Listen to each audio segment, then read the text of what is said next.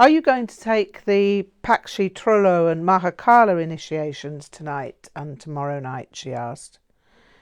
I hope to, but I shall have to inquire what is required.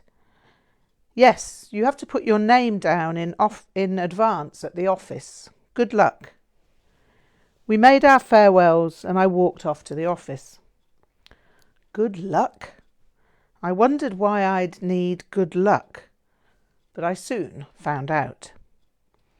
I asked the dowdy middle-aged woman wrapped in a felted maroon cardigan at the office. She wore her hair with a fringe and bobbed just below the ears. It always struck me as peculiar when adults adopted the hairstyles of children, but everyone was free to make their own choices. You will need to have completed the chariot, Nundro, and be practising Chakrasamvara. Those, she almost sneered, are the only people allowed to take these empowerments. And if Ngak'chang Rinpoche is not your Lama, you would need the permission of your Lama to take the Mahakala initiation in any case. I replied that I had completed Nundro, but that it had been the shorter and the longer Düd'jom Nundros. I explained that although I didn't practice Chakrasamvara, I did practice an equivalent Nyingma Yidam. As to my Lama's permission, that was also impossible to obtain at such short notice, as Kyabjé Düd'jom Rinpoche lived in Nepal. You won't be taking the empowerments then, will you? She replied, in a ridiculously superior manner, as if she were a teacher addressing a schoolchild. No, it would appear not, I smiled. Sorry to have troubled you. I replied, and the woman stared at me blankly for a moment as if I'd spoken in a foreign language, and then continued with something else that required her attention. Annie Chögyam passed me in the hall and asked how I'd got on. I'm not qualified, I replied. You have to have completed the chariot for travelling the path to freedom, Nundro, to take Pakshi Trullo, and I haven't. You have to have been practising Kolo Demchog as a Yidam to take Dorje, and I'm not. You also have to have your Lama's permission for Dorje, and I can't exactly ask Düd'jom Rinpoche for his permission without going to Nepal. Oh, I see. I had the idea that you'd have completed Nundro. I have, but not that Nundro. Does it matter? Apparently, yes. Did you explain? I did explain, yes. I told the lady that I'd completed the shorter and longer Düd'jom Nundros and the Kandro Tugtig and Troma Nundros, but that did not qualify me. Oh, that's complete nonsense. But I suppose that's how they have it organised. I'm sorry. It's all right. I can't expect to walk in here as a Nyingma and presume I'd receive what people receive who committed themselves to the Karma Kagyu school. I've attended the Vajra crown ceremony twice now, and I'm extremely happy about that. I've also received the Pagme Chenrezig and Guru Rinpoche wangs, so I'm really delighted. I think it would be avaricious of me to be put out because there were 2 wangs I wasn't qualified to attend. Annie Chögyam smiled wanly and said, I'm glad you don't find it disheartening. Well, I'm not disheartened in any peevish sense, but I can't say I'm not disappointed, as I would have found it massively inspiring. The main thing, I suppose, is that I probably won't allow it to weigh me down, or not for long. I've found there's no purpose in regret and recrimination. When you're wallowing in that morass, you miss the show, the magnificent display of reality that's constantly performing. Annie Chögyam smiled, nodded her appreciation of what I'd said, and left to attend to whatever it was to which she needed to attend. I went to sit in the library to see if I could find the book by Helmut Hoffman again. I found it, and there was Ngak'chang Rinpoche again. I wished I could photograph the pictures, as they were entirely wonderful. Maybe one day I'd find a copy of the book. I'd had standing search requests with George's bookshop in Bristol, and they occasionally found out-of-print books for me. I'd not been gazing at Ngak'chang Rinpoche for long when Aro Yeshé appeared. I asked Linnea, the woman you saw earlier, about the initiations, and asked her why it had to be the Kyabjé Nundro. I said to her, "Nundro is Nundro. They all contain the 100,000 practices, and this is all that is required." But she said it had been stipulated by Gyalwa Karmapa. That's very kind of you, I must say. I'd offer to take you out to dinner with a fine bottle of wine, but I don't think that would be appropriate. No, not quite, but I appreciate the thought. This sort of thing, this ridiculous exclusionary mentality, is all too common. It makes me quite weary. I sometimes wonder, but never mind. Quite so, never mind. As Nundro means before beginning, I guess I'll have to begin the begin all over again. And then I burst into song with a parody of Begin the Begin. When I begin the begin, it'll bring back the sound of mosquitoes in Boulder. It'll bring back the fright of the pain in my shoulders. Aro Yeshé burst out laughing at that. When she regained her self-possession, she said, "Yogi, bluesman and stand-up comedian." I don't think I can respond to that, apart from adding that I'm also a poet, artist and biker, I laughed. No, I'm really just a jack of all trades and master of none. I just follow my nose in terms of whatever I find inspiring. If I'm anything, or if I was to say I was anything, it would be that I was a Nyingma and a disciple of Kyabjé Düd'jom Rinpoche. All the rest is phantasmagoria. Your humour will stand you in good stead, though, because you need humour to deal with so many things in life. Yes, that's certainly true. Humility, too. No, certainly not humility.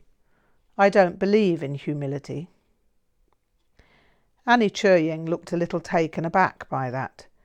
So, what does that mean with regard to your earlier self-deprecation? It means, for me, that I've seen so much false humility that I wish no part of it. I feel, in some respects, that arrogance is more honest than most humility I've seen. At least arrogance is simple and direct. That's an interesting point of view. I see what you mean, but you don't sound arrogant from what I have experienced of you. I smiled at this. You've not doubted that I'll keep my word yet. Were you to doubt my word, you'd not just see arrogance, you'd see hubris and the most hideous hauteur, I chuckled. Be that as it may, I see arrogance as being as pretentious as humility. Both are postures. I'd rather simply exist, without having to instruct people as to how they should view me. If people tell me I'm good at something or other, I thank them. I don't contradict them. If people tell me I'm bad at something or other, I say I try my best and leave it at that. So you're not being humble when you say you're a jack of all trades and master of none? No, that's not humble, that's simply factual. Aro Yeshé laughed at that. I don't think that I quite see the difference between humble and factual. Humble to me would mean not accepting praise when it's offered. I see it as ungenerous to the person offering praise to undermine it by denying its validity. It's like an accusation of flattery or sycophancy. I wish there was a word that simply meant lacking in arrogance, because I don't see absence of arrogance as humility. Well, not in terms of what humility has come to signify all too often. What about unpretentiousness, modesty, meekness? Yes, I could also go for decorum, restraint, discretion, propriety, appropriateness, politeness, gentility or simplicity. In fact, I'd opt for simplicity as the word I'd prefer. I don't see self-effacement as simple, unless one's making a joke or being factual. You've really given this some thought, haven't you? Yes, I laughed. Now comes the arrogance. I give everything like this a great deal of thought. I feel that language is a powerful tool and needs to be used with as much precision as possible. I've worked consistently over the years to develop a large vocabulary, one that allows me to be as subtle and meticulous as I'd wish to be. But I still have a long way to go. When I say I have a long way to go, I'm not being humble. English is 3 times the size of the next largest language, and I can't say that I know even 1/10 of its vocabulary. Aro Yeshé was now wearing a somewhat intrigued expression, so I continued, in spite of that, I would hazard the guess that I might have a substantially larger vocabulary than anyone at Samiling at this time. Coming from you, Aro Yeshé laughed, I can understand that you're being factual rather than arrogant, but it's a narrowly defined position. I think I prefer the safety of restraint. I can see that humility can be false and that it can be ungenerous to anyone who offers praise, but the line you take requires a very high degree of attentive awareness. Do you think that this is the difference between the monastic vows and the Ngakpa vows? I mean, the monastic vows are there to keep you safe in a way, so being humble or modest means you can't make mistakes so easily. I pondered my answer for some moments. I think you're entirely correct. I also think I'm a dolt for not having seen that this is a question of jhanas, so thank you very much indeed for that. I thought it was just my personal angle, but of course it's simply an aspect of Vajrayana in terms of the commitment to awareness in the moment. It also links in with another aspect of the difference between Sutrayana and Vajrayana. Can you elaborate? I was thinking about the safeguards in respect of Sutrayana from my studies at the Tibetan Library of Archives and Works with Geshe Nawang Dorje.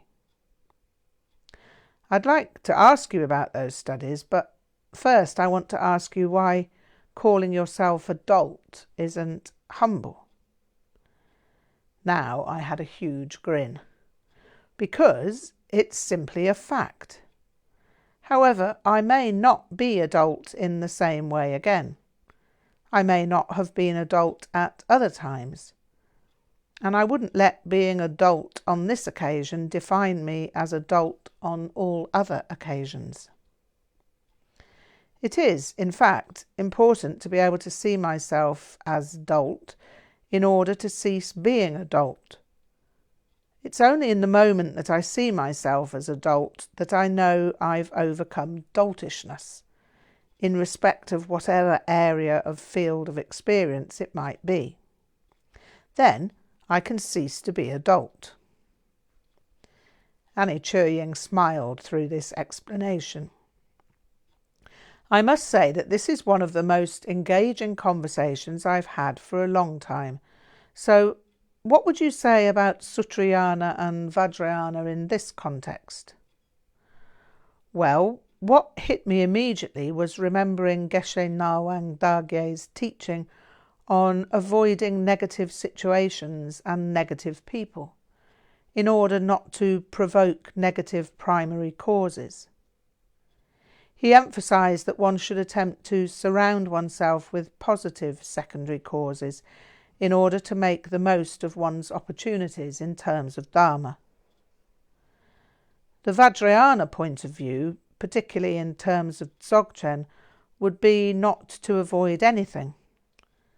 This would be in order that one could face all one's negative primary causes and either transform them or self-liberate them. So you would deliberately seek out negative secondary causes then? No, I grinned, shaking my head. I don't have to do that. Negative secondary causes come at me like heat-seeking missiles, I laughed. As I said before, maybe I should have opted to be a monk. I know that being a monk or nun isn't easy, but it's far simpler. The engagement with everyday life, which is what Kyabjé Düd'jom Rinpoche encouraged, is a minefield of opportunities to make one blunder after another. Not that I wish to pry, but could you give me an example of a blunder? A blunder. Well, one blunder is the very aspect of me that you thought might be an advantage, my sense of humour. Witty rejoinders spring to mind all too easily, and although I don't always give voice to them, they're there. Sometimes the most sarcastic, acerbic, mordant or caustic responses are there immediately. I never actually say anything nasty to anyone. I can control my speech, but sometimes I say things that are needlessly clever. Sometimes these responses are not even understood, but I don't like the fact that badinage seems so instinctive. For example, Dick Taylor, the head of graphics at Bristol Art School, is a rather unpleasant, self-important man, not well liked by most of the lecturers. In the first term of the degree course, he gave a long speech in which he was dismissive of the fine art leanings in illustration. He saw graphic design, of which illustration was a subset, as a communication science. What upset me about this was that Derek Crow, the principal lecturer of illustration, was implicated in this derisory critique. Now, Derek Crow is a lovely man, warm, kind, enthusiastic, and closer to retirement age than Dick Taylor. So, toward the end of this lengthy speech, Dick Taylor must have realised that he'd been laying down the law a little too freely and said, "Still, graphic design is a broad church, and I wouldn't want anyone to think this was a dictatorship." So, without a pause, I said, "Sounds more like a Dick Taylorship." What made matters worse was that a fair few lecturers burst out laughing. That was fast thinking, Aro Chögyam chuckled. I don't think I could come up with something like that quite so immediately. In fact, I don't think I could do that even given time. Besides which, I would not have been brave enough. Thing is, it's not even bravery. It happens too quickly. I don't consider the consequences. He was undermining Derek Crow, and I was simply impelled to come to his defence.